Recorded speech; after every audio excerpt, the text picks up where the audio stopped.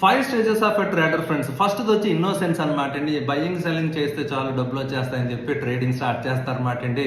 So అయితే beginner luck అని చెప్పి ఇనీషియల్‌గా కొంత ట్రేడ్స్ వస్తాయండి, కొంచెం ప్రాఫిట్స్ వస్తా ఉంటాయి. బట్ కానీ అల్టిమేట్‌గా మార్కెట్ యొక్క రియాలిటీ అర్థమవుతుందన్నమాట అండి.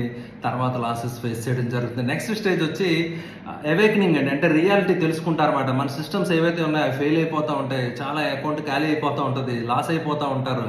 అది అవేకనింగ్ పీరియడ్. అక్కడే చాలా మంది ఎగ్జిట్ అయిపోతారండి. మూడోది వచ్చి సేకర్ అండి. నేర్చుకుంటూ ఉంటారు, టైం స్పెండ్ చేస్తారు. కొన్ని అవర్స్ ఆఫ్ టైం బుక్స్ మీద, నాలెడ్జ్ మీద, మిస్టేక్స్ మీద నేర్చుకోవడానికి స్పెండ్ చేస్తారన్నమాట. ఇంకా నాలుగోది బ్రేక్ త్రూ ఫేజ్ అనమాట అండి. ఇక్కడ ఏవైతే ట్రేడ్స్ ఎందుకు ఫెయిల్ అయినాయి అని రియలైజ్ అవుతారన్నమాట. నా ఫియర్, గ్రీడ్, రకరకాల ఎమోషన్స్ వల్ల నేను మిస్ అయ్యాను, ఇలాంటి ఆపర్చునిటీ మిస్ అయిపోయాను అని చెప్పి రియలైజ్ అవుతారనమాట అండి.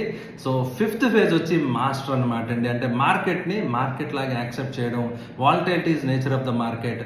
So market is always right. So అనేది ఆ లెవెల్కి, మాస్టర్ లెవెల్కి ఫైనల్గా ట్రేడర్ వెళ్ళడం జరుగుతుంది అనమాట. ఒక ఏ పాత్రలో అయితే పోస్తే ఆ పాత్ర షేప్ వాటర్ ఎలా తీసుకుంటుందో ఆ ట్రేడర్ ఆ విధంగా షేప్ అవ్వడం అవుతుందండి.